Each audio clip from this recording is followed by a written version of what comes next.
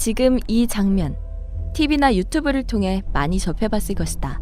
미국 필라델피아주 켄싱턴의 한 거리. 밝은 대낮에도 약에 취한 사람들이 몸을 가누지 못하고 있다. 미국의 10대가 5분에 1명씩 사망하고 있다 라는 말이 나올 정도로 미국 내 마약 문제는 이미 수면 위로 드러난 사회 문제가 되었다. 미국 질병통제예방센터의 통계에 따르면 2019년부터 2021년까지 약물 남용으로 인한 사망률은 109% 급증했다.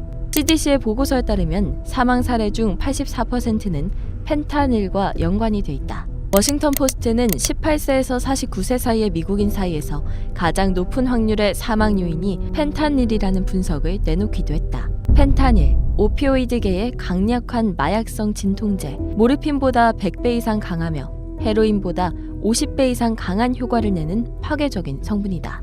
본래는 암 환자를 비롯해 심각한 고통을 겪는 환자들에게 처방되는 의료용 약품이었지만 시장에는 불법적으로 제조하고 유통한 펜타닐이 판치고 있다. 국내에서도 펜타닐에 중독되었던 한 래퍼가 그 위험성을 고발하고 나선 바 있다. 가격이 싸고 헤로인보다 만들기 쉬운 데다 마진이 높아서 마약 제조업자들의 최상품으로 등극했기 때문이다.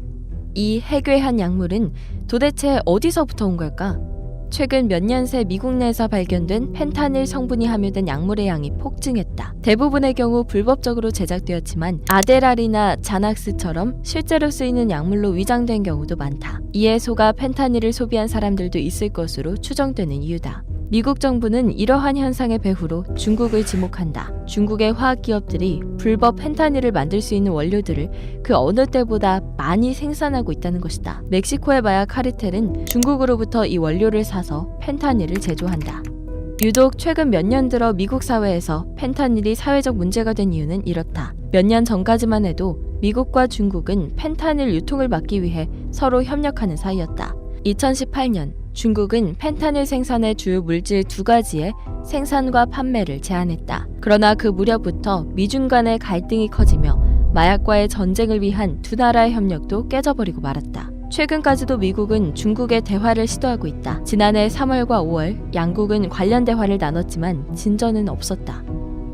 심지어 펠로시 전 하원의장이 대만을 방문한 이후 기분이 상한 중국은 관련 대화를 거부하기에 이르렀다. 이에 대해 주미 중국 대사관은 미국이 중미 마약 대응 협력체를 과소평가한 것은 사실이라고 발언했다. 본질적인 해결책은 다른 국가를 비난하는 게 아니라 미국이 자체적으로 마약 수요를 억제하는 것이라는 말도 덧붙였다. 중국 학계는 중국 당국의 약물 관리 시스템을 둘러싼 환경과 모호한 규제 범위를 지적한다. 정부가 마약 제조에 쓰이는 어떤 한 원료를 제한하면 이를 대체할 다른 원료가 재빨리 나타난다는 것이다. 중국 내 화학기업들은 온라인에서 멕시코의 고객을 찾는다. 암호화된 소셜미디어를 통해 고객과 소통하고 암호화폐로 결제를 받는 것이다. 중국 우한시에 위치한 한홍제약기술은 웹사이트에 펜타닐 원료 판매 광고를 게시하고 있다. 세관 통과 확률 100%라는 문구와 함께 이미 5년 전인 2018년 한 중국인이 미국으로 펜타닐과 스테로이드를 밀수한 혐의로 검거됐다. 조사 결과 이 밀수업자의 사업 네트워크는 웬청그룹이라고 불렸는데 이는 우한시를 비롯한 중국의 여러 다른 도시의 기업들의 협의체인 것으로 드러났다. 웬청의 사업체 중 한 곳은 탄원서를 보내며 이런 글을 적었다고 한다.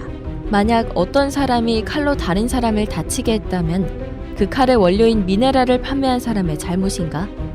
Well, in recent weeks, the Biden administration has said that it's slowing the rate of fentanyl deaths. Is that true?